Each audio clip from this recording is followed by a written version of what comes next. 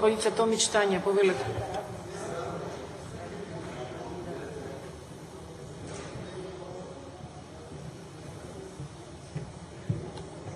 Благодарам, подпредседателке. Почитуван господин заменик министер, кога го добив предложеното законско решение за измена на Законот на железнички систем, морам да ви признам дека се запрашав дали воопшто вие и тие кои што во Министерството ги пишуваат и ги подготвуваат ваквите закони, живеете во Република Македонија.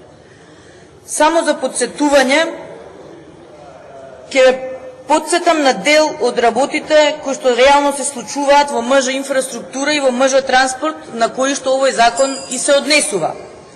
Имено, во МЖ инфраструктура вработените одат на принуден одмор неопределено и некои од нив се веќе на принуден одмор и по 36 дена и повеќе. За жал тоа не се прави и не важи за сите, туку се прави со партиска селекција која што ја одбираат раководителите и се разбира на принуден одмор се оние кои што не се блиски до ВМРО ДПМН или до ДУИ. Ниту еден друг не оди на принуден одмор и покрај лошата состојба во МЖ инфраструктура.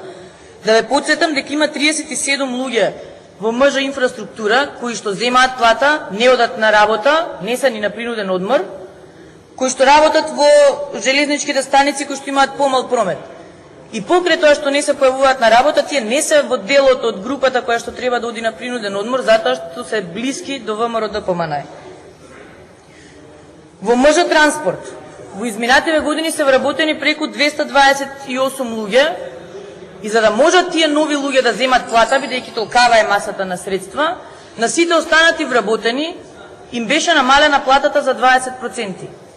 На сите до еден кои што работат со години. Дополнително на тоа, многу мал дел од овие нововработени луѓе имаат стручна подготовка, која што ќе придонесе за развој на работењето на МЖ транспорт. Исто така говоревме кога беше на дневен ред извештајот на Агенцијата за регулирање на железнички сообраќај, дека МЖ транспорт обавува превоз на стоки и на луѓе без притоа да има дозвола да тоа го прави. Од кои причини се уште му ја немате издадено дозволата, тоа знаете, предпоставувам вие најдобро. Има истото предпријатие долг од 1 милион евра кон Чеде Карго, односно чешки превозник, и наместо да се потруди да ги враќа долговите, во петокот на 11.5. под мистериозни услови излегоа огромен број на расходувани вагони и локомотиви од МЖ транспорт, а јас за жал не успеав да најдам дека негдека имало тендер да тие се продаваат како старо железо.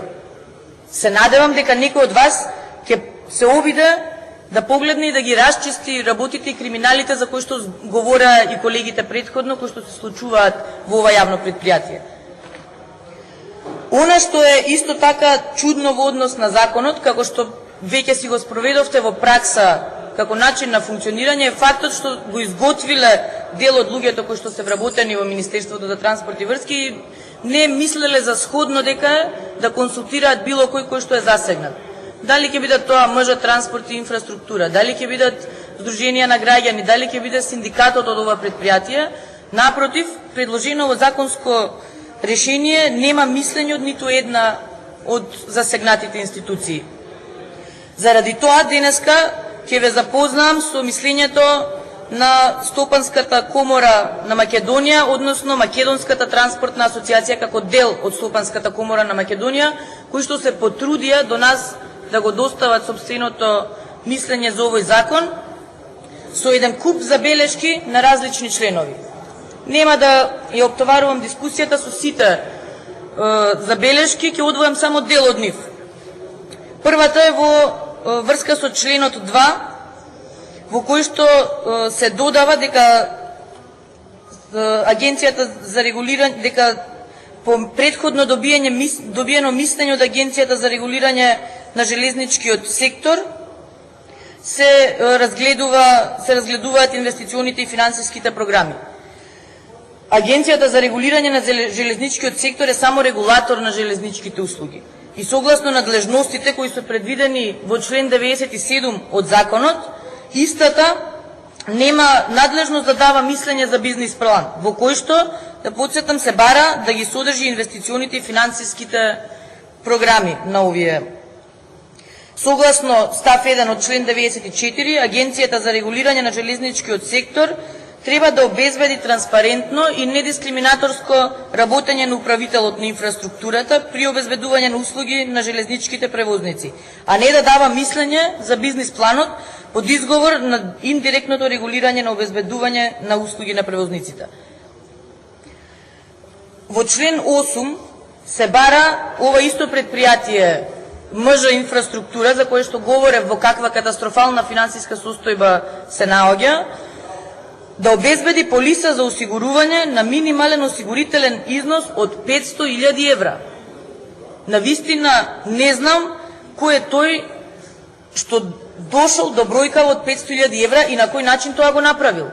Значи, предпријатие кое што не може да обезбеди плата за своите вработени поради лошото менаџирање што кадрите што вие ги поставивте го водат, очекувате да најде 500.000 евра за да обезбеди осигурителна полица. Предпоставувам тоа е проблемот и со МЖ транспорт, зашто не може повторно да добие дозвола.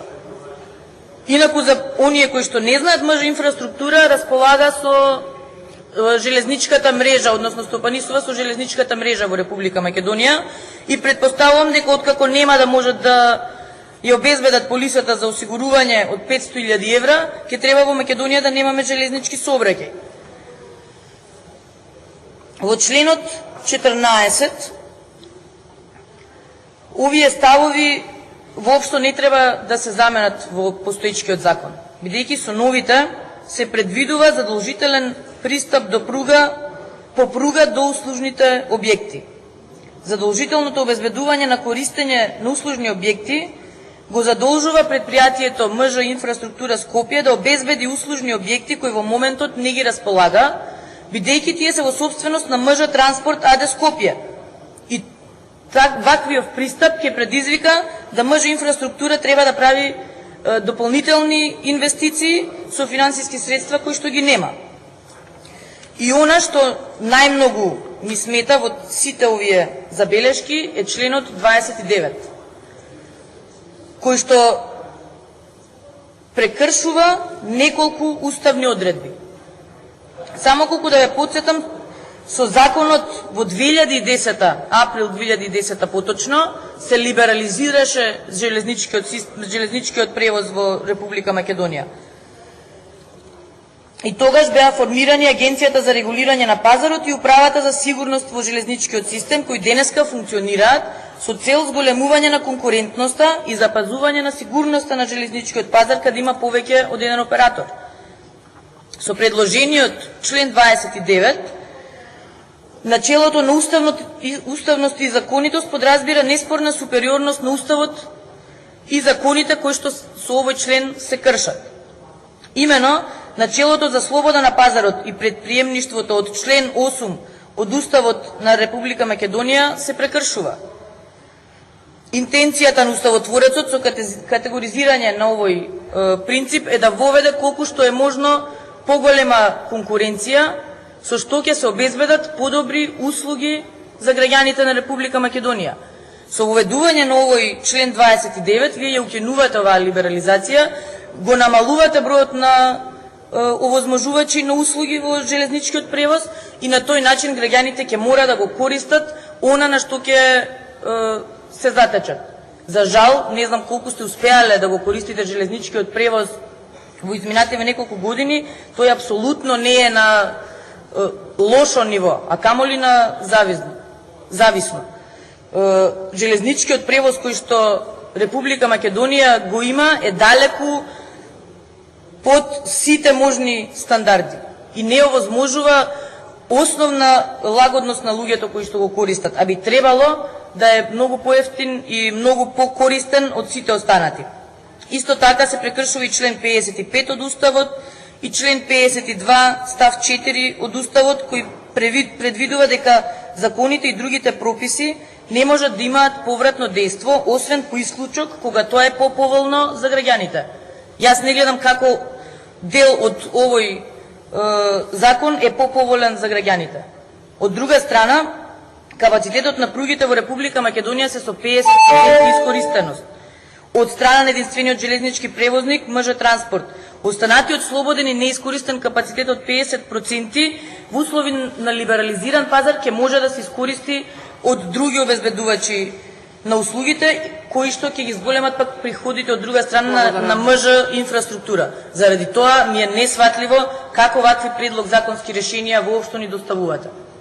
Благодарам. За реплика е пријавен заменикот министер за транспорт и врски, повелете.